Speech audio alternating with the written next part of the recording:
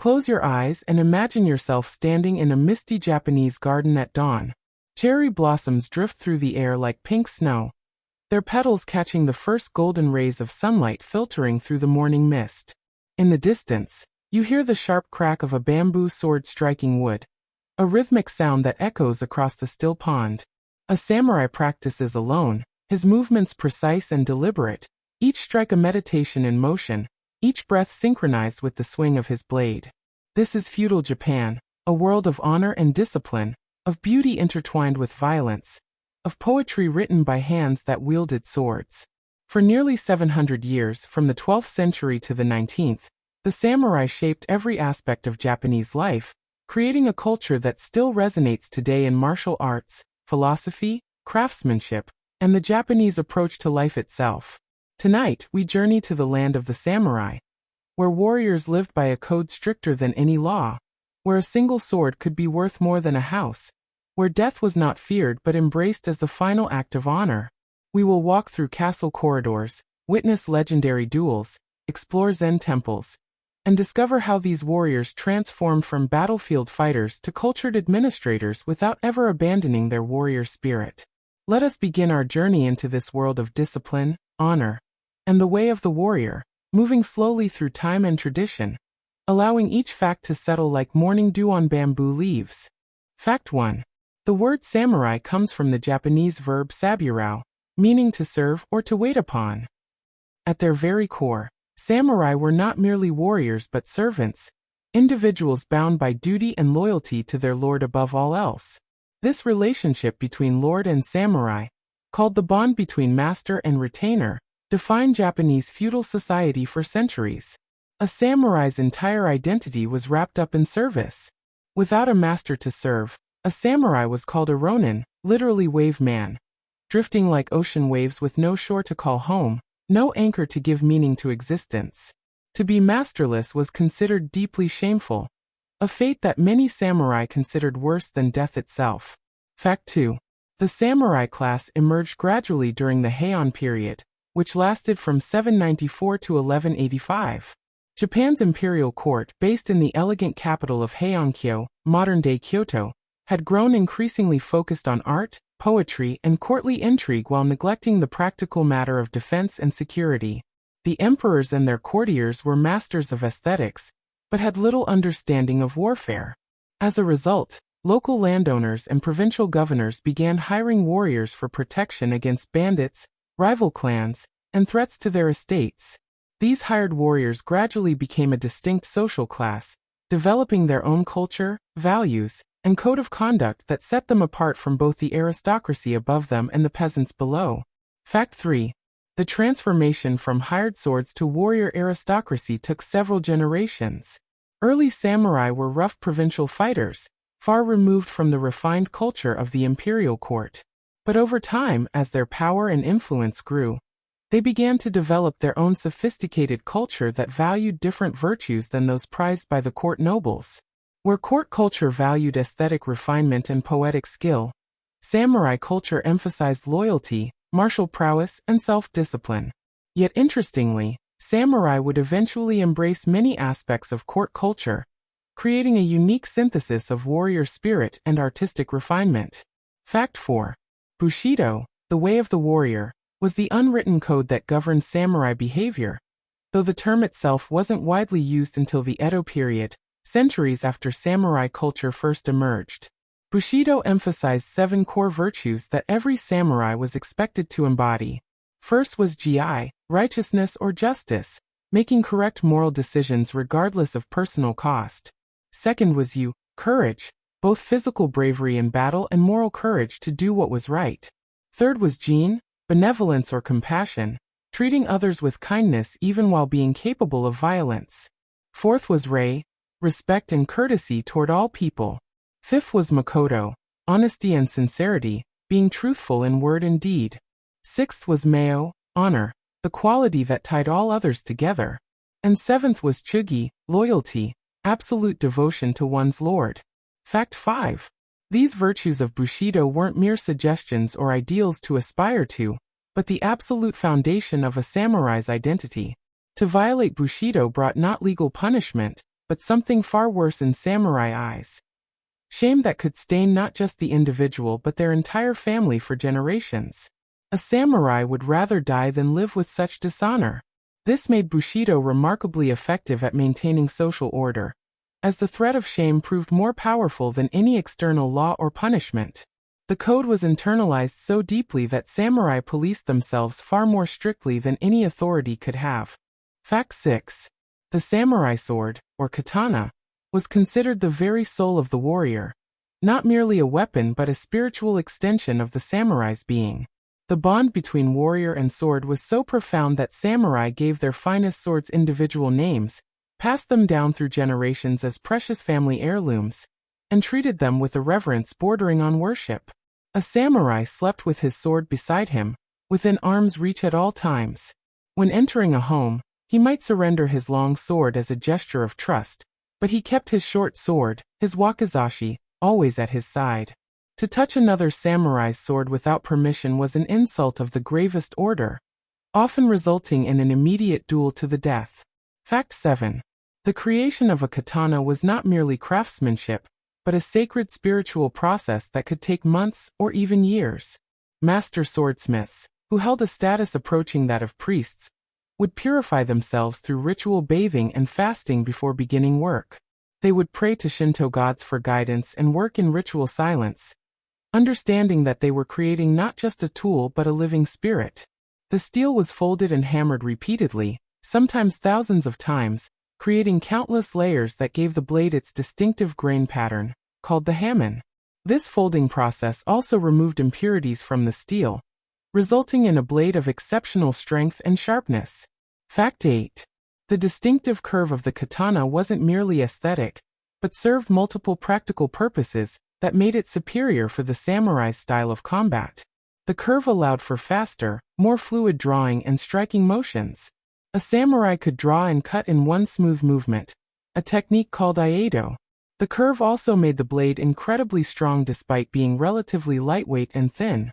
European straight swords needed to be thicker and heavier to achieve similar strength. The katana's design allowed a samurai to wield it effectively with one hand while using the other hand for a second weapon, or to control a horse, or to use both hands for maximum power when needed. Fact 9. Testing a new katana's sharpness and quality involved macabre practices that modern sensibilities find disturbing. The best test was tamashigiri, cutting through actual human bodies or body parts, usually those of executed criminals. Professional sword testers, called yamada asemen, would make cuts through bodies at various angles and record the results. A sword's rating included how many bodies it could cut through in a single stroke. The finest swords could slice through multiple corpses stacked together. While this seems brutal, it ensured that a samurai's sword, on which his life depended, would not fail in actual combat. A blade that couldn't cut cleanly through bone and flesh was worthless to a warrior. Fact 10. Different schools of sword making developed distinct styles and techniques, creating blades with different characteristics suited to different fighting styles and preferences. The Bison school created blades known for their brilliant hamon patterns and elegant proportions. The Yamato school specialized in swords designed for religious dedications at temples and shrines. The Yamashiro school, based near the imperial capital, created refined blades favored by aristocratic samurai. The Sasha school developed techniques for creating extremely hard blades capable of cutting through armor. Samurai connoisseurs could identify a blade's origin, maker and approximate age by examining its curve, hamon pattern, grain and proportions. Fact 11. Samurai training began in early childhood, often around age 5, when boys received their first wooden practice swords. Training was brutal and unforgiving by modern standards, based on the principle that sweat in training meant less blood in battle. Students practiced basic cuts thousands upon thousands of times until the movements became instinctive, requiring no conscious thought. They trained in rain, snow, and burning summer heat. They practiced in full armor to build strength and endurance. They fought against multiple opponents simultaneously to prepare for the chaos of real battle. Mistakes in practice meant painful strikes from the bamboo swords that left lasting bruises, a gentle reminder compared to what a real sword would do. Fact 12.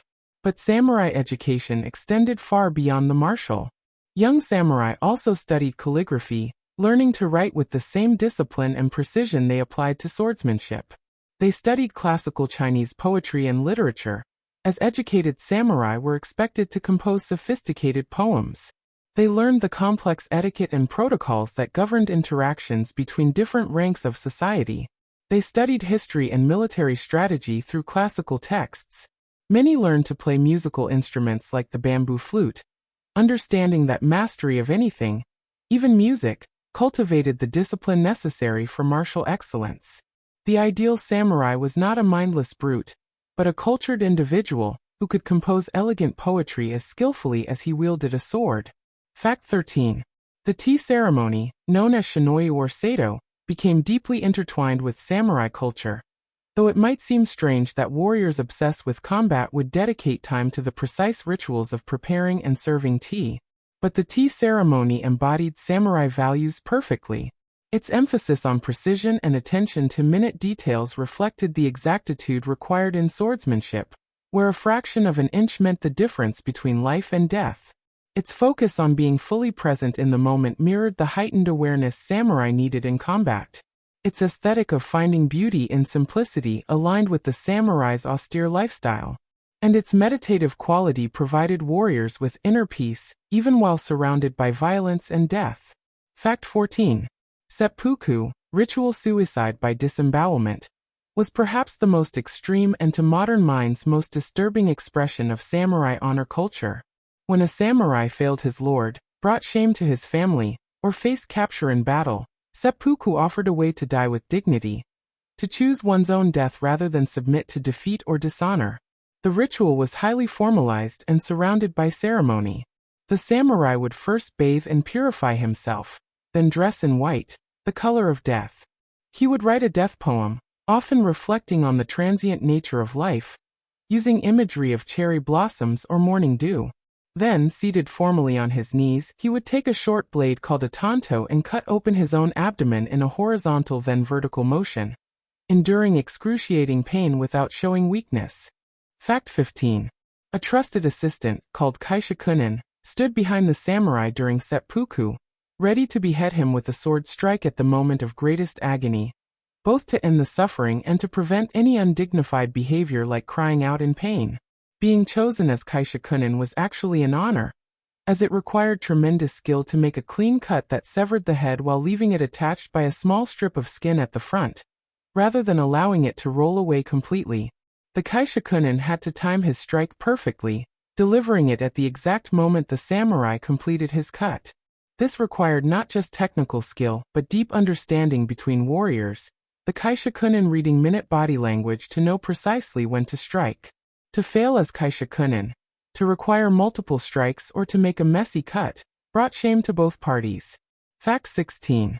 Women in samurai families, while expected to be primarily wives and mothers, also received martial training, and were expected to be capable of defending their homes and families. These warrior women, called onabi geisha, trained with a variety of weapons, though they most commonly used the naginata, a polearm weapon consisting of a curved blade on a long wooden shaft. The naginata's long reach made it ideal for defending against mounted warriors or multiple attackers, particularly important when men were away at war and women had to protect estates against raids. The naginata also required less raw physical strength than a sword while still being deadly effective in skilled hands, making it well suited for women fighting against larger male opponents. Fact 17. Some onabi geisha became legendary warriors whose exploits matched or exceeded those of male samurai. Tomoguzan, who lived in the late 12th century during the tumultuous Genpei War, was said to be worth 1,000 ordinary warriors in battle. Historical accounts describe her as an exceptional archer and swordswoman who rode into battle wearing full armor and wielding her weapons with deadly efficiency. In one famous incident, surrounded by enemies, she charged straight at their general, grabbed him from his horse, pinned him against her saddle, cut off his head, and escaped through enemy lines. While some historians debate whether such accounts were embellished, archaeological evidence and historical records confirm that many samurai women did indeed fight in battles. Fact 18. Training for onabi geisha often emphasized defensive techniques and protecting the home, reflecting their primary role as the last line of defense when men went to war. They learned to defend narrow corridors and doorways where armor and strength mattered less than skill and determination. They practiced techniques for fighting multiple opponents in enclosed spaces. They also trained in the use of smaller weapons like the kaiken, a small dagger that could be hidden in clothing and used for both defense and, if necessary, to commit jigai, the female equivalent of seppuku. Many samurai women carried this blade always hidden in their kimono, ready for any emergency. Fact 19. Archery or kyujitsu was actually the primary martial skill for early samurai, more important than swordsmanship for the first several centuries of samurai culture. Ancient samurai were first and foremost mounted archers who fought from horseback, shooting arrows while riding at full gallop across uneven terrain. The yumi, the asymmetric Japanese longbow, was massive, often taller than the archer himself, and required tremendous strength and skill to use effectively. Unlike Western archery, where the bow is held at the center, the Japanese bow is gripped about 1/3 from the bottom, an asymmetric design that allowed for shooting from horseback while maintaining accuracy. Fact 20. Kyudo, the way of the bow, evolved from purely practical archery into a spiritual discipline that emphasized meditation and self-development as much as hitting targets. A master archer didn't just aim and shoot, but achieved a mental state where archer, bow, arrow, and target became one unified entity, where the arrow released itself at the perfect moment without conscious decision. Students might practice drawing and releasing for years before ever shooting at a target, perfecting their form and cultivating the correct mental state. This emphasis on internal development while mastering an external skill became characteristic of all samurai martial arts.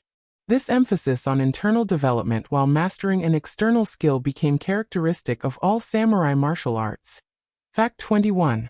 The introduction of firearms to Japan in 1543 by Portuguese traders revolutionized warfare and created an interesting conflict within samurai culture. Guns were devastatingly effective, allowing a peasant conscript with a few weeks of training to kill a samurai who had spent his entire life perfecting his skills. At the Battle of Nagashino in 1575, 3,000 arquebusiers armed with matchlock muskets shattered a cavalry charge of elite samurai, demonstrating that the age of mounted archer warriors was ending. Yet the gun never fully replaced the sword in samurai hearts. The sword remained the soul of the warrior, the symbol of the samurai class, even as guns dominated actual battlefields. Fact 22. Some samurai lords eagerly adopted firearms, recognizing their practical value despite the cultural discomfort.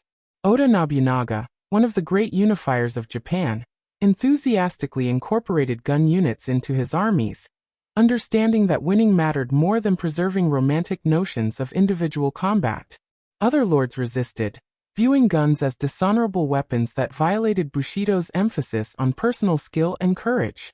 This tension between practical effectiveness and traditional values would recur throughout Japanese history, as the nation struggled to balance modernization with cultural preservation. Fact 23. Samurai armor was a masterpiece of form and function, a perfect synthesis of protection, mobility, and artistic expression. Unlike the solid plates of European armor, samurai armor consisted of small scales of metal or leather, called kozain, laced together with silk or leather cords in beautiful patterns. This construction made the armor flexible and relatively lightweight, while still providing excellent protection against arrows, swords, and spear thrusts. A samurai could run, jump, and fight acrobatically while wearing full armor, maintaining mobility that would be impossible in rigid plate armor. The armor could also be quickly adjusted to fit different body sizes, important for armor passed down through generations. Fact 24. The helmet, or kabuto, was often the most distinctive part of samurai armor, featuring elaborate crests and face masks designed not just for protection, but for psychological warfare.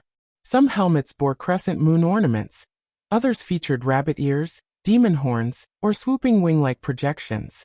Face masks, called menpo or mengu, often bore demonic faces meant to terrify enemies in battle, with bared teeth, fierce expressions, and detachable noses that could be replaced if damaged.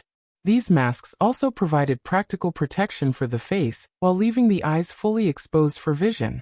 A skilled armorer could create a mask that was simultaneously terrifying to enemies and a perfect artistic representation of a demon, oni, or fierce deity.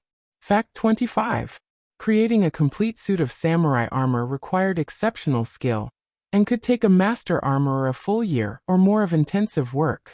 The cost was astronomical, equivalent to a substantial house or years of rice income for a typical farming family.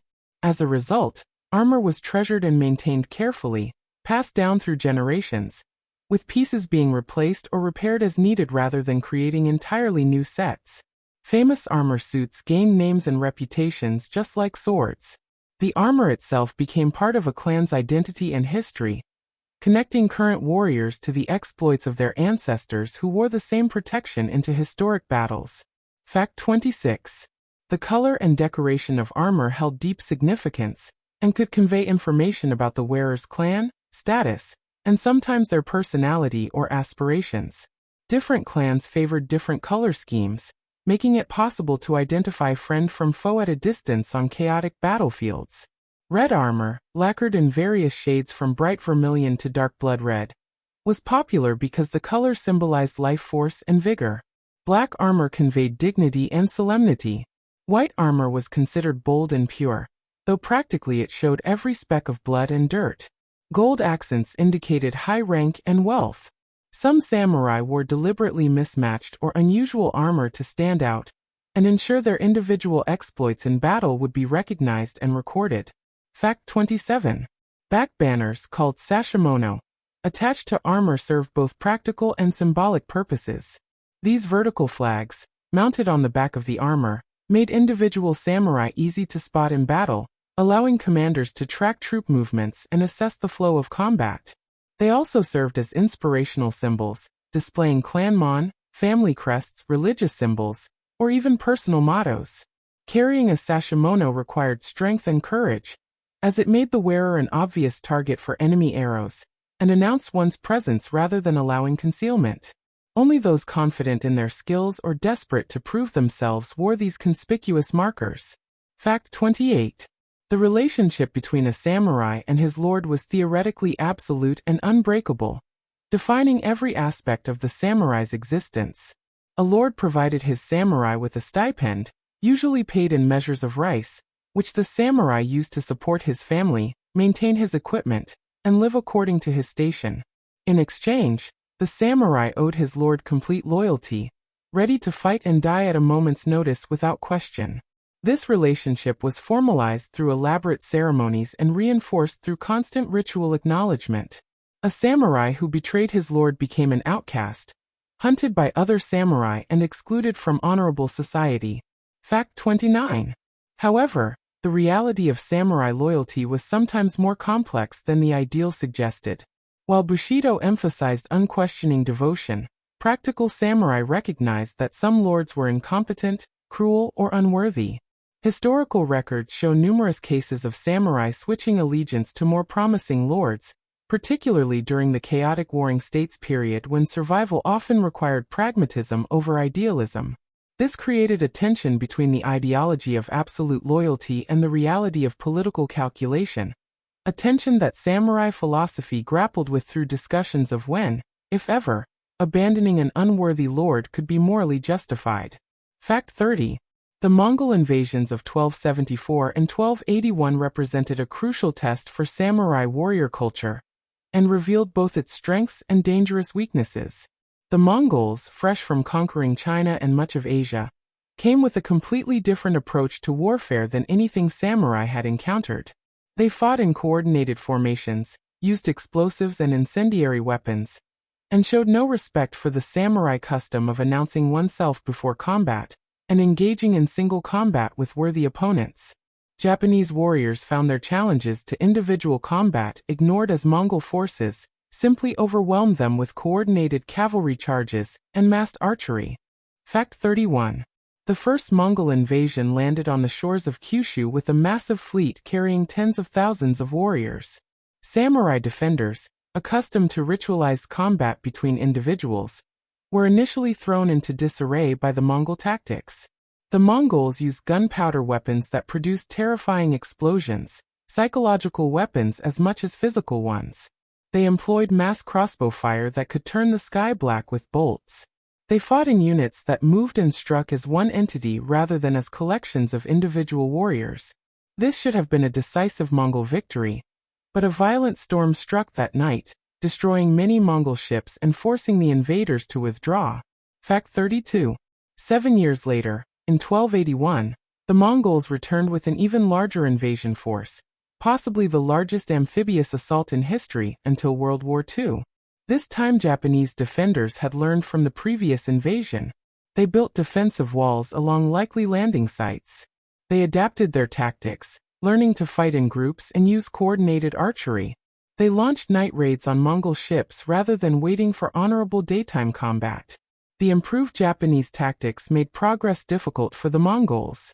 Then, after months of fighting, another massive typhoon struck, this one even more devastating than the first, destroying the Mongol fleet and drowning thousands of invaders. Fact 33.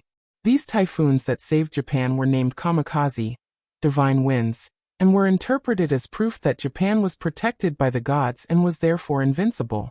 This belief would have profound consequences for Japanese psychology for centuries, contributing to both national confidence and, eventually, to dangerous overconfidence. The term kamikaze would be revived in World War II for suicide pilots, the idea being that desperate self-sacrifice could again summon divine protection for Japan. But the original kamikaze taught samurai valuable military lessons as well, particularly the importance of adapting tactics rather than rigidly adhering to tradition when facing new threats. Fact 34.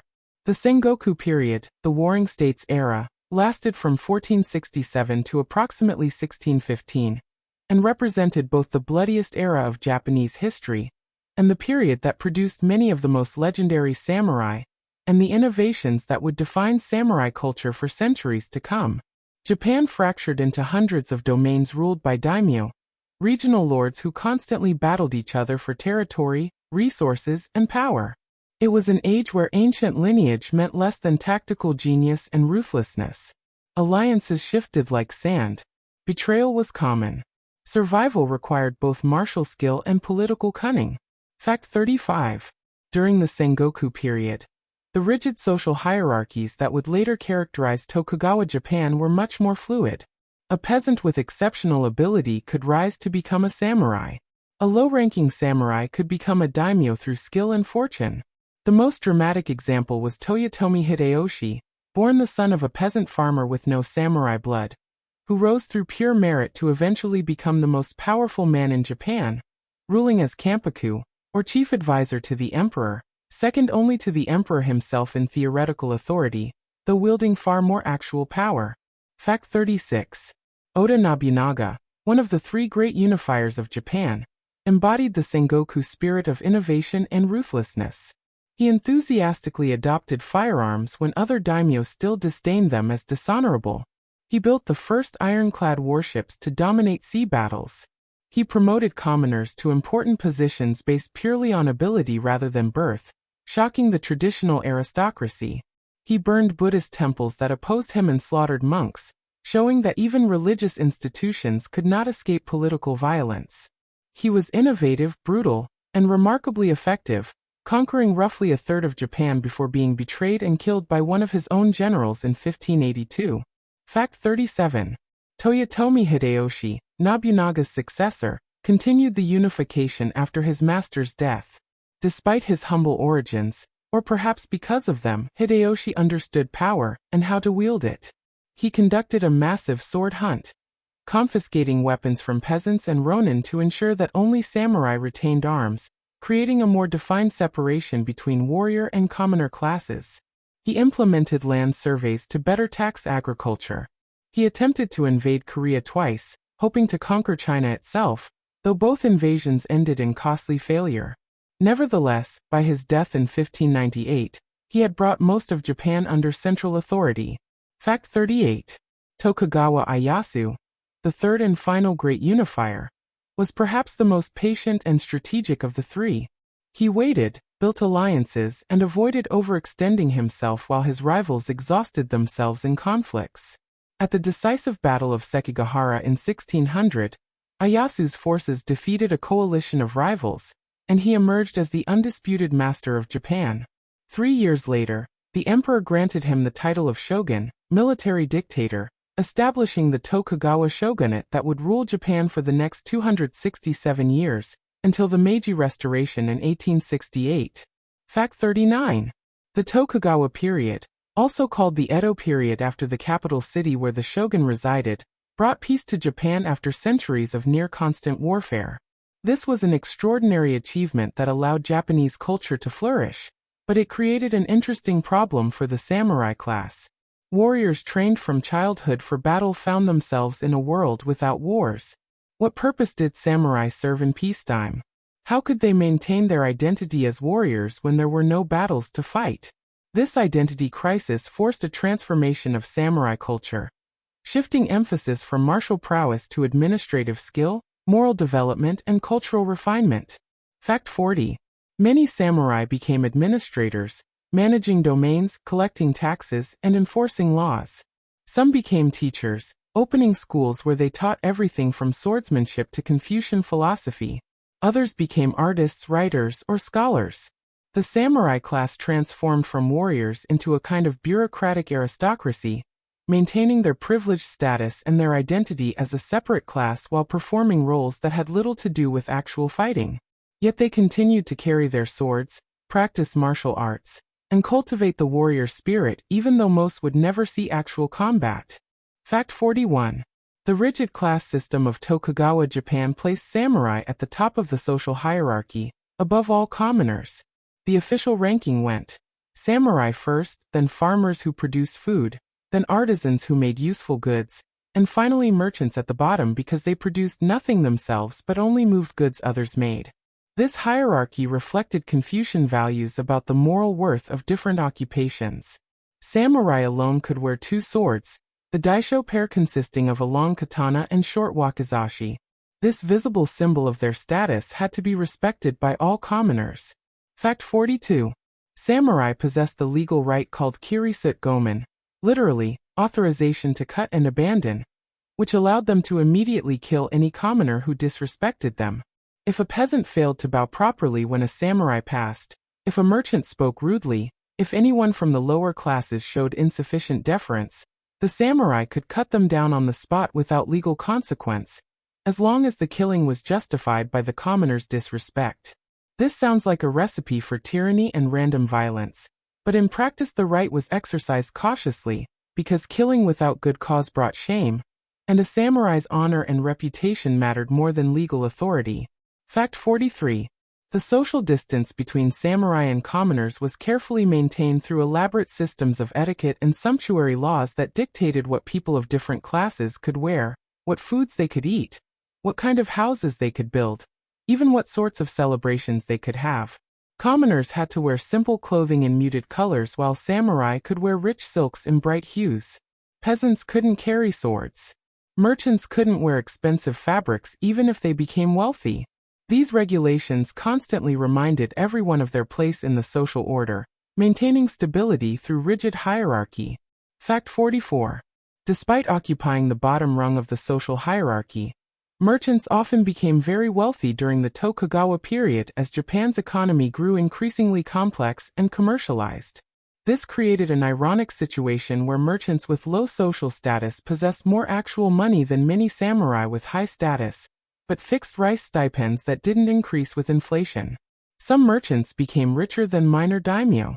This economic reality gradually eroded the theoretical social hierarchy, as wealthy merchants gained practical power and influence while samurai, especially lower-ranking ones, sometimes struggled financially. Fact 45. The problem of ronin, masterless samurai, grew significantly during the Tokugawa period. When a daimyo lost his domain due to death without heir, political disfavor, or financial problems, all his samurai suddenly became ronin. These warriors faced a terrible choice: find a new lord, which was difficult in peacetime when few lords needed additional samurai, or abandon their samurai status and become commoners, merchants, or even criminals. Many ronin became troublesome, engaging in banditry, working as mercenaries, or causing disturbances. The government viewed them with suspicion and sometimes restricted their movement. Fact 46. The most famous Ronin story in all of Japanese history is the tale of the 47 Ronin, an incident that occurred between 1701 and 1703. A daimyo named Asano Naganori was insulted and possibly entrapped by a powerful court official named Kira Yashinaka. Unable to contain his rage, Asano drew his sword and attacked Kira inside the shogun's palace, a grave offense. For this crime, Asano was ordered to commit seppuku. After their lord's death, his samurai became Ronin. 47 of them, led by Oishi Yoshio, spent nearly 2 years planning revenge. They pretended to abandon Bushido, becoming drunkards and wastrels so that Kira would lower his guard. Then on a snowy night, they attacked Kira's mansion, overcame his guards, found Kira hiding in a storage shed, and killed him. Fact 47. After successfully avenging their master, the 47 Ronin turned themselves into the authorities, knowing they had violated the shogun's laws against private revenge. The government faced a dilemma. The Ronin had clearly broken the law by killing Kira, but they had also acted according to the highest principles of Bushido, avenging their master and restoring his honor. Public sympathy strongly favored the Ronin. After much debate, the shogun ordered the 47 Ronin to commit seppuku rather than face execution as common criminals. They complied, dying with honor. Their graves at Sengakuji Temple in Tokyo became a pilgrimage site and remain so today. The story has been retold countless times in plays, books, and films, representing the pure essence of Bushido loyalty even unto death. Fact 48. Zen Buddhism, which had entered Japan from China during the 12th and 13th centuries, profoundly influenced samurai culture in ways that persist to this day.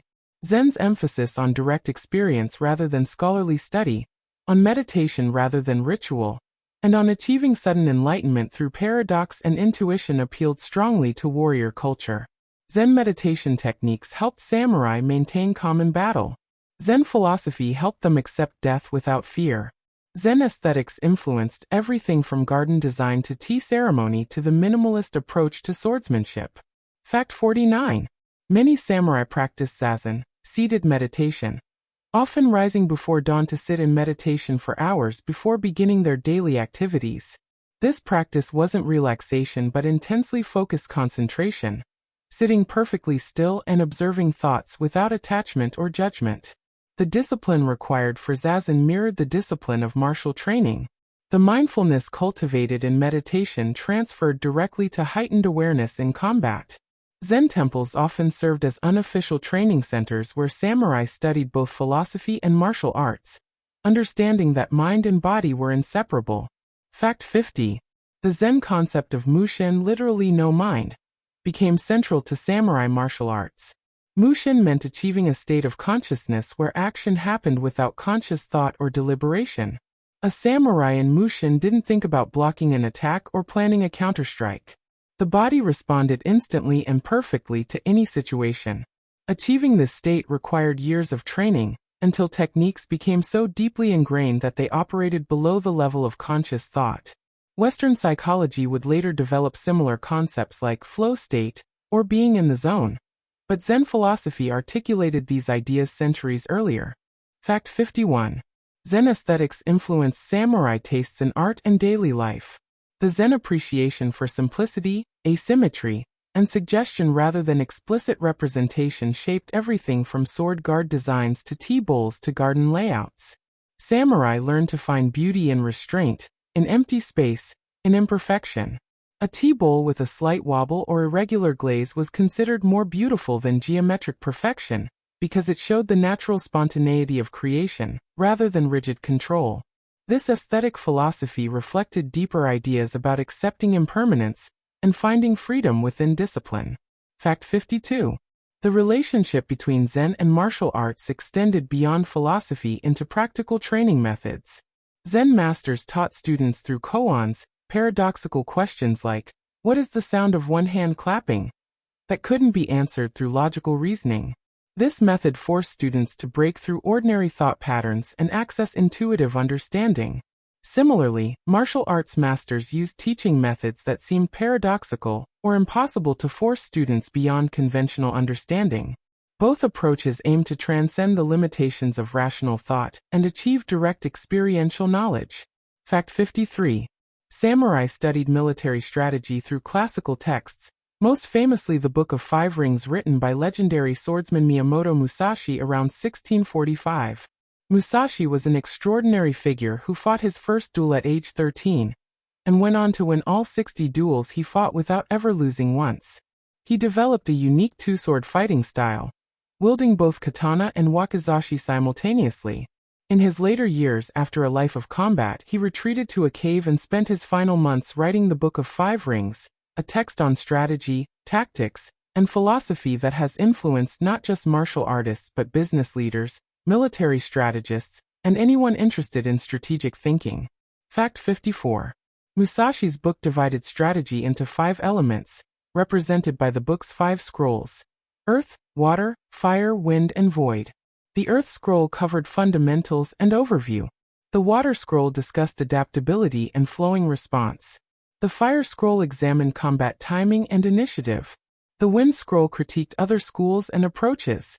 The void scroll addressed the intuitive, ineffable aspects of strategy that transcend technique. The book's lessons applied far beyond swordsmanship. Musashi wrote about perceiving truth, maintaining balance, committing fully to actions, and seeing things from multiple perspectives. These principles worked in any competitive endeavor. Fact 55. Another important samurai text was Hagakure, or Hidden by the Leaves, compiled in the early 18th century by Yamamoto Tsunetomo, a retired samurai who became a Buddhist monk. Hagakure is a collection of samurai wisdom, anecdotes, and philosophy recorded through conversations. Its most famous passage states that the way of the samurai is found in death, meaning that a samurai should live every moment as if already dead, freed from fear and attachment. This sounds morbid, but actually represents a philosophy of living fully in the present without being paralyzed by worry about death or obsessive clinging to life. Fact 56. Cherry blossoms, sakura, held profound symbolic meaning for samurai. These beautiful flowers bloom brilliantly for only a week or two before their petals fall, creating a spectacular but fleeting display. Samurai saw their own lives reflected in this natural cycle. Lives of beauty and purpose that end suddenly at their peak rather than slowly declining with age. The willingness to fall at the height of glory, like cherry blossoms in full bloom scattered by a spring wind, became a powerful metaphor for the samurai ideal of dying honorably rather than living dishonorably, or fading into irrelevant old age. Fact 57. Cherry blossom viewing, hanami, became an important samurai ritual. Warriors would gather under blooming trees, compose poetry, drink sake, and contemplate life's transience. This wasn't mere aesthetic appreciation, but a form of meditation on mortality. By acknowledging and accepting the temporary nature of all things, including their own lives, samurai sought to achieve freedom from fear.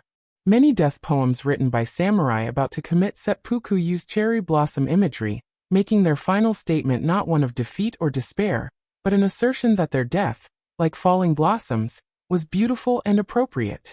Fact 58.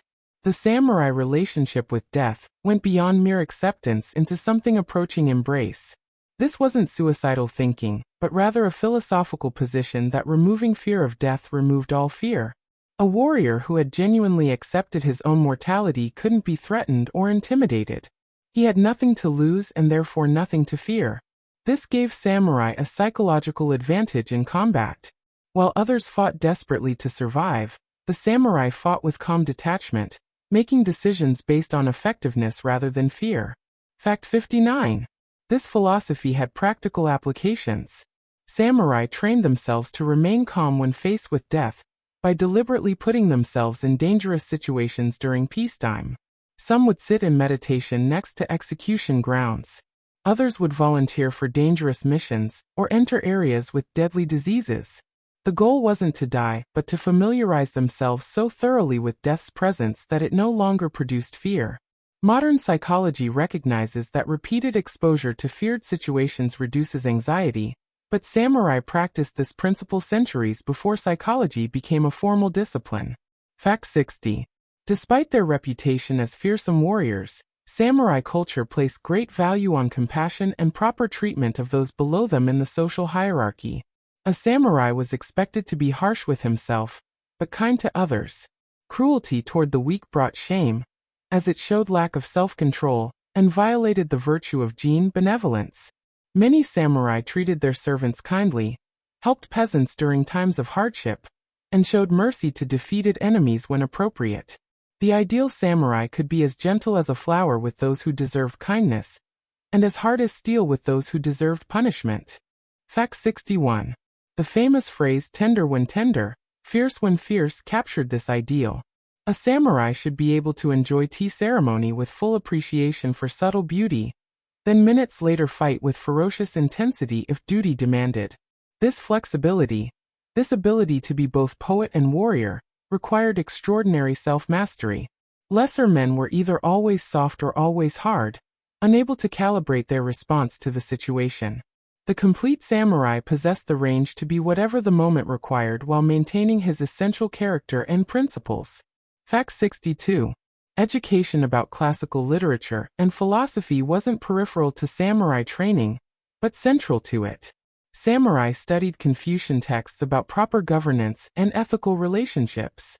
They read Chinese military classics like Sun Tzu's The Art of War and classical Japanese literature like The Tale of Genji. They memorized poetry and learned to compose verses in established forms. This education served practical purposes beyond mere cultural refinement. Understanding philosophy helped samurai make ethical decisions in complex situations. Knowledge of history provided lessons for current challenges. Poetry skills were useful for diplomacy and correspondence. Fact 63. Samurai correspondence often took the form of elaborate formal letters that required mastery of literary conventions and calligraphy. A poorly written letter could insult the recipient or make the sender appear ignorant, potentially causing diplomatic incidents. Important letters were written on expensive paper with careful attention to brush strokes, word choice, and appropriate honorific language. The ability to write elegantly and appropriately was as important for an administrator samurai as sword skill had been for a battlefield warrior, though both skills remained valued throughout samurai history. Fact 64. Calligraphy was practiced as a form of meditation and character development. The intense focus required to make perfect brush strokes cultivated the same concentrated attention needed in combat. The discipline of repeating characters thousands of times until muscle memory made them flow naturally paralleled martial training. Moreover, calligraphy revealed character. Weak, hesitant strokes suggested a weak, hesitant spirit. Bold, decisive strokes showed confidence and commitment. Masters could assess someone's character by examining their calligraphy, just as they could assess sword skill by watching practice movements. Fact 65. The practice of giving death poems, jisei, when committing seppuku or facing certain death in battle represented a distinctively samurai literary tradition. These poems, usually written in traditional forms like tanka or haiku, expressed the warrior's final thoughts, often incorporating natural imagery and references to Buddhist or Zen concepts of impermanence. A good death poem showed courage, philosophical depth, and poetic skill even in the face of death. Warriors prepared throughout their lives for this final creative act, sometimes composing several death poems in advance and revising them as they aged, always ready for death's arrival. Fact 66. Famous death poems became part of samurai cultural knowledge, quoted and discussed for generations. When Oda Doken, a 15th-century warrior and poet, was struck down by an assassin, he wrote, "Had I not known that I was already dead, I would have mourned my loss of life." This poem referenced both his Buddhist understanding of non-attachment and his samurai acceptance of death. Hosokawa Gracia, a Christian samurai woman facing capture, wrote, "Since flowers fall without the wind's bidding, I flutter in my uncertainty." Her poem captured both Christian and Japanese sensibilities, expressing faith while acknowledging natural transience. Fact 67. Samurai involvement in the tea ceremony went beyond mere participation to becoming some of its greatest masters. Sun no Rikyu, the most famous tea master in Japanese history, served powerful daimyo and even the unifier Toyotomi Hideyoshi. Rikyu refined tea ceremony into a highly spiritual practice emphasizing four principles: harmony, respect, purity, and tranquility. These principles aligned perfectly with samurai values. The tea ceremony's attention to precise movements, proper etiquette, and mindful presence made it excellent training for warriors who needed similar qualities in combat. Fact 68. The tea ceremony also served practical diplomatic functions. When rival daimyo or samurai needed to negotiate, the neutral space of the tea room provided a venue where normal hierarchies could be temporarily suspended. Everyone entered through the same small door, forcing even lords to humble themselves by crawling. Everyone sat in the same room as equals during the ceremony. Weapons were left outside. This created a space where enemies could meet, communicate, and potentially find common ground without the usual barriers of status and hostility. Fact 69. The physical design of tea rooms embodied philosophical principles. Doorways were deliberately small, requiring guests to stoop and remove their swords, forcing physical and psychological humility. Rooms were simple and unadorned, focusing attention on the ceremony itself rather than distracting decorations. The alcove, or tokonoma, displayed a single hanging scroll and perhaps one flower arrangement, teaching appreciation for simplicity and restraint. Natural materials like wood and bamboo were left largely unfinished, celebrating natural beauty over artificial perfection. Every aspect of the room served to quiet the mind and cultivate presence. Fact 70. Flower arranging ikebana was another art form that many samurai practiced. Like tea ceremony and calligraphy, ikebana demanded precision, discipline, and aesthetic sensitivity. Creating arrangements required understanding proportion, balance, asymmetry, and the symbolic meanings of different flowers and branches. The practice taught patience and attention to detail, while cultivating appreciation for natural beauty. Many samurai found that arranging flowers provided a meditative counterbalance to the violence of their profession, a way to exercise creativity and gentleness. Fact 71. Gardens, particularly Zen rock gardens or karasansui, exemplified samurai aesthetic principles. These gardens use stones, gravel, and minimal vegetation to create landscapes suggesting mountains, islands, rivers, and oceans through careful arrangement. The gravel was raked into patterns representing water, creating a sense of flowing movement from static materials. Samurai would sit viewing these gardens as a form of meditation, finding in the carefully controlled yet seemingly natural arrangements a reflection of the ideal balance between discipline and spontaneity that they sought in their own lives. Fact 72. The famous rock garden at Ryoanji Temple in Kyoto, created during the 15th century, contains 15 rocks arranged in raked white gravel. The design is such that from any viewing position, only 14 rocks are visible. One is always hidden. Various interpretations suggest this represents the impossibility of achieving complete understanding, the presence of the unseen, or the acceptance of imperfection. Whatever the original intent, samurai found in such gardens food for contemplation, and reminders of philosophical principles central to their worldview. Fact 73. Samurai involvement in theater, particularly no drama, added another dimension to their cultural engagement. No, developed during the 14th century, presented stylized performances of stories involving gods, spirits, warriors, and tragic figures. The slow, ritualized movements, elaborate masks, and poetic language created a meditative art form distinct from more popular theatrical traditions. Many samurai were enthusiastic no patrons. Some became amateur performers.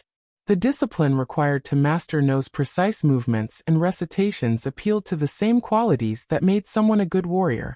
Fact 74. The masks used in No theater possessed extraordinary subtlety. A skilled carver could create masks that appeared to change expression depending on the angle and lighting, smiling when tilted up, frowning when tilted down. These masks represented different character types: young women, old men, demons, gods. Samurai who performed No had to learn not just movements and lines, but how to position their heads to make masks express appropriate emotions. This required body awareness and control that transferred directly to martial arts, where tiny adjustments in posture could mean the difference between an effective and ineffective technique. Fact 75. Swordsmanship evolved into multiple distinct schools, or ryu, each teaching different techniques, philosophies, and approaches to combat. The Tenshin Shoden Katori Shinto Ryu, founded in the 15th century, was one of the oldest. Ito Ryu emphasized single, decisive strikes.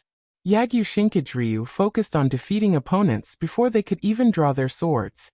Nitten Ichiryu, founded by Miyamoto Musashi, taught his distinctive two-sword style. Each school guarded its secret techniques zealously, passing them down only to certified inheritors through generations, creating lineages that continue to this day. Fact 76. These sword schools taught far more than physical techniques. Each had its own philosophy, training methods, ethical teachings, and approach to strategy. Students spent years learning kata, choreographed forms that taught principles of movement, distance, timing, and flow. Only after internalizing these forms through countless repetitions could students begin to spar freely, trusting that their bodies would remember the principles when conscious thought proved too slow. This method of teaching through repetition, refinement, and gradual revelation of deeper principles became standard in all Japanese martial arts. Fact 77. Secret techniques, called Haiden, were transmitted only to the most trusted students, sometimes written in coded or ambiguous language to prevent outsiders from understanding them even if they obtained written scrolls. A school's reputation often rested on its secret techniques, which might include unusual sword angles, specific timing principles, or psychological strategies. The gradual revelation of these secrets as students progressed created a sense of constantly deepening knowledge, ensuring that even masters continued learning throughout their lives rather than assuming they had achieved complete understanding. Fact 78. Duels between swordsmen, while romanticized in fiction, were actually relatively rare during the Tokugawa period due to strict laws against fighting.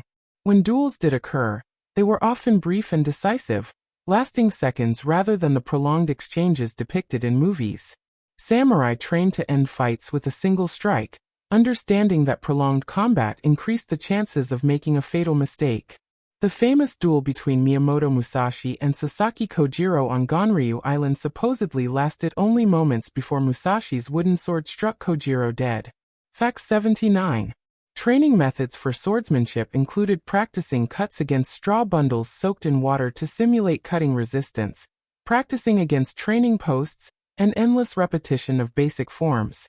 Some schools had students practice in chest-deep water to build leg strength and improve balance. Others trained at night or in darkened rooms to develop sensitivity to movement and sound rather than relying on vision. The goal was to make the sword an extension of the body, to eliminate any boundary between weapon and wielder, achieving perfect unity of intention and action. Fact 80. The concept of zanshin, continuing mind or awareness, was crucial in swordsmanship and all martial arts.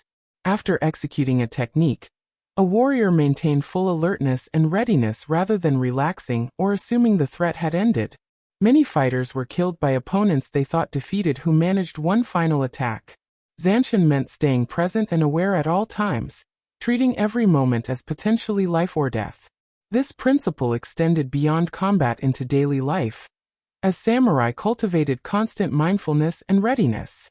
Fact 81. Horse riding skills were essential for samurai throughout their history, though their importance decreased as warfare changed. Early samurai were primarily mounted archers who needed to control horses with their legs while shooting arrows. Later samurai still valued horse riding as both practical transportation and status symbol. Samurai horses were generally smaller than European war horses, but hardy and sure-footed, capable of navigating Japan's mountainous terrain. The relationship between samurai and horse was considered almost sacred, with many warriors grieving deeply when their mounts were killed in battle. Fact 82. Spear fighting, sojitsu, using the yari or straight spear, was a crucial samurai skill often practiced more than swordsmanship because spears were actually more useful in mass combat than swords. The spear's length provided reach advantage, allowing a skilled spear fighter to keep swordsmen at bay. Spears could be used for thrusting, slashing, and defensive blocking. Different types of yari had different blade shapes, some straight, some with cross blades, some with multiple points. Many samurai carried yari into battle, even though they prized their swords more for symbolic and cultural reasons. Fact 83. The naginata, a curved blade on a long pole, was particularly associated with warrior women and Buddhist monks, though male samurai also trained with it. The weapon combined the reach advantage of a spear with the cutting power of a sword. Its sweeping motions could take down mounted opponents or control multiple attackers. Training with the naginata developed whole-body movement and flowing circular motions that complemented the more linear strikes of swordsmanship. Many traditional martial arts schools teach both sword and naginata, recognizing them as complementary weapons requiring related but distinct skills. Fact 84. Jiu-jitsu, unarmed combat techniques, were essential for situations where weapons weren't available or appropriate. Samurai trained in throws, joint locks, strikes, and grappling, learning to defeat opponents even without weapons. These techniques emphasized using an opponent's force against them, redirecting attacks rather than meeting force with force. Smaller samurai could defeat larger opponents through proper technique. Jiu-jitsu also included methods for restraining rather than killing opponents, useful for capturing enemies alive or subduing drunk colleagues without serious harm. Fact 85. Kusarigama, a sickle attached to a weighted chain, represented one of the most unusual and difficult weapons in the samurai arsenal. The weighted chain could be swung to strike from unexpected angles, or to entangle an opponent's weapon or limbs. The sickle could then finish the immobilized enemy. Mastering kusarigama required tremendous skill and thousands of hours of practice. Missing with the chain or poor control could result in tangling oneself or being disarmed. Only specialized fighters truly mastered this weapon, and they gained fearsome reputations because of how unpredictable and difficult to counter it was. Fact 86.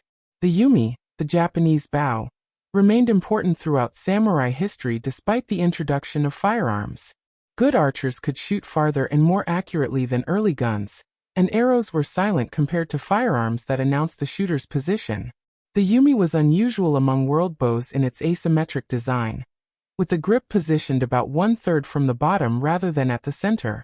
This design allowed shooting from horseback and from kneeling positions while maintaining accuracy. Making a good yumi required laminating different types of bamboo and wood, creating a composite bow that was both strong and flexible. Fact 87. Arrows, or ya, were carefully crafted with different head types for different purposes. Some heads were designed to pierce armor, others to cause bleeding, still others to create whistling sounds that could be used for signaling or psychological effect. Arrows were marked with their owner's distinctive feather patterns, allowing warriors to identify who made each kill in battle. An arrow that struck a high-value target could bring honor and rewards to the archer who shot it, so proper marking was important. Fact 88. Training in Kyudo, the way of the bow, was meditative and spiritual. Students spent months or years learning proper stance before ever drawing a fully powered bow. They practiced drawing and releasing without arrows countless times. When they finally shot arrows, they aimed at targets only a few feet away until they mastered the mechanics. Distance shooting came only after perfecting form. This patient, incremental approach to mastery characterized all samurai training. There were no shortcuts to true skill, only dedicated, mindful practice continued over years or decades. Fact 89. The Meiji Restoration of 1868 marked the beginning of the end for traditional samurai culture. Emperor Meiji, who had been a figurehead under the Tokugawa shogunate, was restored to actual power with the support of samurai from southern domains. These reforming samurai then systematically dismantled the feudal system that had sustained the samurai class for centuries, a paradox that continues to fascinate historians. They abolished the domains, creating instead a centralized modern state. They formed a new army based on universal conscription rather than hereditary warrior status. They promoted industrialization, Western technology, and Western-style education. Fact 90. In 1876, the government issued a decree abolishing the samurai's right to wear swords in public, striking at the very symbol of samurai identity. The sword had been the soul of the warrior for centuries. Suddenly, it became merely an antique, something to hide away rather than carry with pride. Many samurai felt this loss deeply. Some complied reluctantly with the new laws. Others refused and faced legal consequences. The ban on swords more than anything else symbolized the new era, where ancient traditions fell before the demands of modernization. Fact 91. The Satsuma Rebellion of 1877 represented the last stand of traditional samurai against the modern Meiji government. Led by Seigo Takamori, a hero of the Restoration who had become disillusioned with its direction. Approximately 20,000 samurai from Satsuma Domain in southern Japan rebelled against the central government. They fought with traditional weapons against conscript armies equipped with modern rifles and artillery. The rebellion lasted 6 months before being crushed. Seigo committed seppuku after his forces were defeated, becoming the last great samurai in the traditional mold. Fact 92. The Satsuma Rebellion's defeat demonstrated conclusively that traditional samurai warfare had no answer to modern military technology and organization. A peasant conscript with a rifle could kill a master swordsman before getting within sword range. Disciplined ranks of riflemen could slaughter charging samurai no matter how brave or skilled. This wasn't a failure of courage or honor, but simple technological reality. The age of the sword had ended. The samurai class was abolished officially in 1877, ending over 700 years of warrior rule. Fact 93. Yet abolishing the samurai class didn't eliminate samurai influence on Japanese society. Many former samurai became leaders in the new Japan, applying their discipline, loyalty, and sense of duty to building a modern nation. Some became military officers in the new army, maintaining warrior traditions in a modern context. Others became industrialists, educators, or government officials. The samurai values of discipline, loyalty, perseverance, and dedication to craftsmanship remained embedded in Japanese culture, influencing how businesses operated and how people approached their work. Fact 94. Bushido principles were reformulated for the modern era in texts like Inatso Naitobe's Bushido, The Soul of Japan, published in 1906. Naitobe, writing in English for a Western audience, presented Bushido as Japan's ethical foundation, comparable to Christianity in the West. His interpretation emphasized honor, loyalty, and self-discipline while downplaying or omitting more problematic aspects of samurai culture. This modernized Bushido influenced both Japanese self-perception and how the West viewed Japan. It also created a somewhat idealized version of samurai culture that didn't always match historical reality, but nonetheless shaped modern understandings. Fact 95. During World War II, the Japanese military deliberately invoked samurai imagery and Bushido values to motivate soldiers. Kamikaze pilots were presented as modern samurai willing to die for their lord, now the emperor. The willingness to fight to the death rather than surrender was portrayed as authentic samurai spirit. This militaristic appropriation of Bushido contributed to some of the war's greatest atrocities and tragedies. It demonstrated how samurai values, removed from their original context and distorted for propaganda purposes, could be twisted to justify terrible actions. Fact 96. Post-war Japan faced complicated questions about how to remember and honor samurai history, while acknowledging the problems with militaristic abuse of that heritage. Samurai castles were restored as historical sites rather than military symbols. Martial arts were practiced as sports and character-building activities rather than preparation for war. Samurai films and stories remained popular entertainment, but were increasingly nuanced, showing both the admirable and problematic aspects of warrior culture. This process of reconciling a complex past with modern values continues today. Fact 97. Modern Japanese martial arts like Kendo, Judo, and Aikido preserve aspects of samurai training while adapting them for contemporary practice. Kendo, the way of the sword, uses bamboo swords and armor for safe sparring while maintaining many traditional forms and etiquette. Judo, the gentle way, evolved from jujitsu into a sport emphasizing throws and grappling. Aikido, the way of harmonious spirit, focuses on redirecting attacks and minimizing harm even to attackers. These arts teach not just physical techniques but also character development, respect, and discipline, maintaining connections to samurai values in a peaceful context. Fact 98. The influence of samurai culture extends globally, affecting martial arts, philosophy, and popular culture worldwide. Millions of people study Japanese martial arts. Samurai films influenced Western filmmakers from Akira Kurosawa to George Lucas. Business books apply samurai strategy to corporate competition. Zen Buddhism, so closely connected to samurai culture, has significantly influenced Western philosophy and psychology. The samurai fascination with discipline, honor, and mastery through dedicated practice resonates across cultures and continues to inspire people searching for meaning and excellence. Fact 99.